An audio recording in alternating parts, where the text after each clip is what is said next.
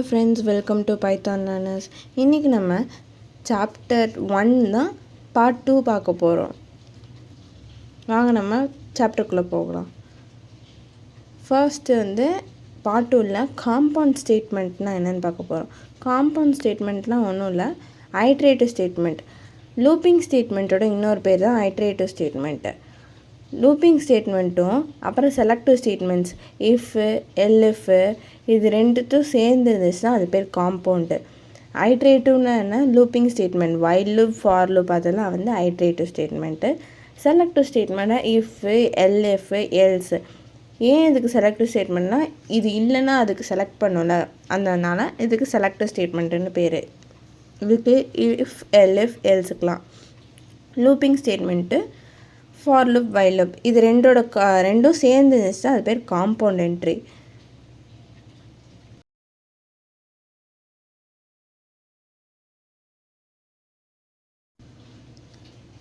Next empty ஸ்டேட்மெண்ட்டை பற்றி பார்க்க போகிறோம். எம்டி ஸ்டேட்மெண்ட்னால் simplest statement which does nothing, எதுவுமே பண்ணாது, அது பேர் எம்டி ஸ்டேட்மெண்ட்டு. இங்கே பைத்தானில் இருக்க எம்டி ஸ்டேட்மெண்ட் என்னென்னா பாஸ் அப்படின்ற ஒரு கீவேர்டு தான் எம்டி ஸ்டேட்மெண்ட்டாக யூஸ் பண்ணுறோம். இந்த பாஸ் எப்பப்பெல்லாம் பண்ணுறோன்னா எந்தெந்த லைன்லலாம் கொடுக்குறோமோ அந்த லைன் அப்படியே ஒன்றுமே பண்ணாது. இப்போ பாஸ் கொடுத்துட்டோன்னா அந்த லைன் எதுவுமே பண்ணாது, அதுக்கு அடுத்த லைனை கண்டினியூ பண்ணிக்கிட்டே இருக்கும். Moves to the next statement இந்த ஃப்ளோ ஆஃப் கண்ட்ரோல்.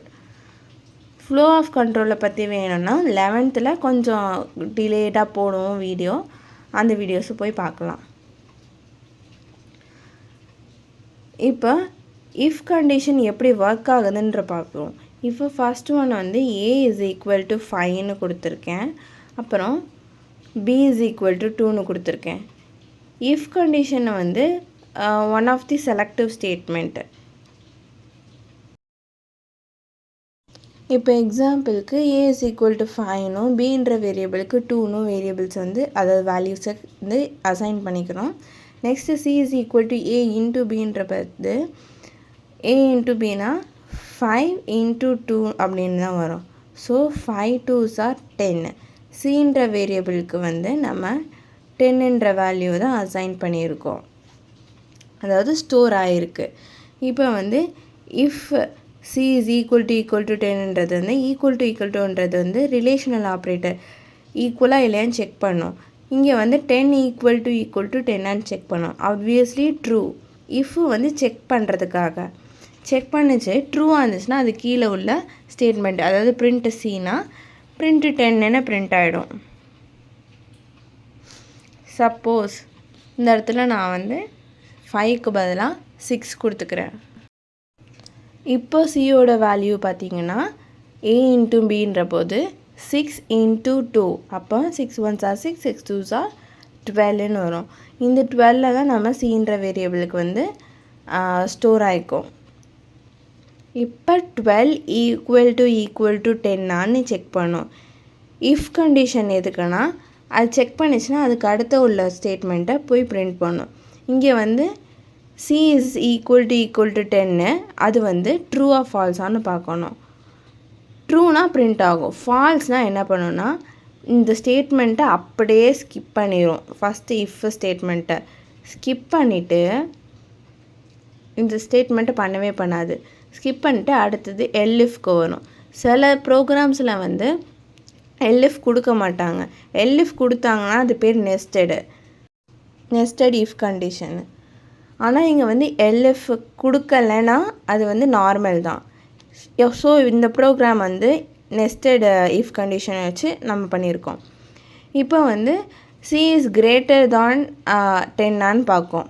இதுவும் ரிலேஷனல் ஆப்ரேட்டர் தான், அதாவது 12 கிரேட்டர் தேன் 10 பார்க்கும்.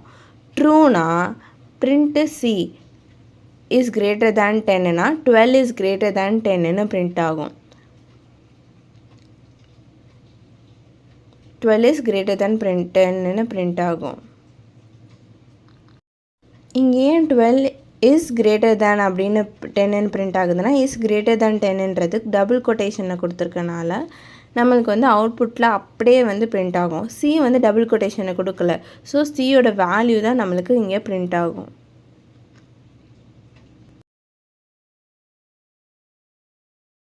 இப்போ வந்து இங்கே வந்து ரெண்டு ஸ்டேட்மெண்ட்டுக்குமே ட்ரூ பார்த்துட்டோம். சப்போஸ் எல்எஃப்க்குமே வந்து உங்களுக்கு ஃபால்ஸ் தான் வந்துச்சு அப்படின்னா, ஃபார் எக்ஸாம்பிளுக்கு வந்து 6க்கு பதிலாக நான் 2ன்னு போட்டுக்கிறேன். அப்போ இங்கே வந்து 2 × 2ன்ற வரும். அப்போ ஆன்சர் 2 2s are 4. சீன்ற வேல்யூ வந்து 4. 4ன்றது வந்து 10ஓட கிரேட்டர் கிடையாது. ஸோ இந்த இடத்துல ஃபால்ஸுன்றது வருது. ஸோ ஃபால்ஸுன்ற போது இஃப்பையும் வந்து ஸ்கிப் பண்ணிடும், எல்எஃப்பையும் ஸ்கிப் பண்ணிடும். அதாவது ஃபஸ்ட்டு இஃப்க்கு போகும், இஃப் ஃபால்ஸாக இருந்துச்சுன்னா எல்எஃப்க்கு வரும், எல்எஃப்பும் ஃபால்ஸாக இருந்ததுன்னா எல்ஸுக்கு வரும். இப்போ எல்ஸில் வந்து நம்ம ஒரு கண்டிஷனும் கொடுக்க முடியாது, சைடில் எல்ஸுக்கு பக்கத்தில் கொடுக்கவும் கூடாது. ஸோ பிரிண்ட் அதுக்கு எல்ஸில் வந்து என்ன இருக்குதோ அதை அப்படியே வந்து எக்ஸிக்யூட் பண்ணிடும். இது ரெண்டுமே வந்து ஃபால்ஸாக இருந்துச்சுன்னா. அப்புறம் லூப்பிங் ஸ்டேட்மெண்ட்டுன்னு ஒரு டாபிக் உண்டு, அதை வந்து பார்ட் 3ல் போடுறேன்.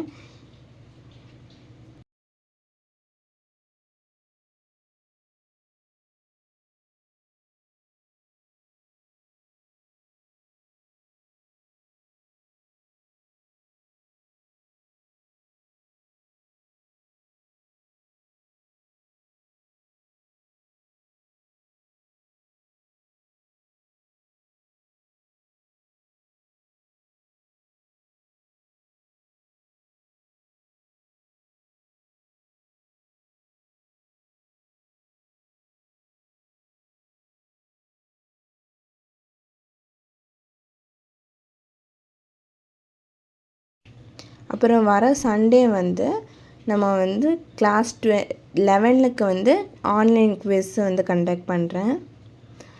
என்னைக்குன்னா 10/8/2025. லிங்க்கையுமே டிஸ்கிரிப்ஷனில் கொடுத்துருவேன்.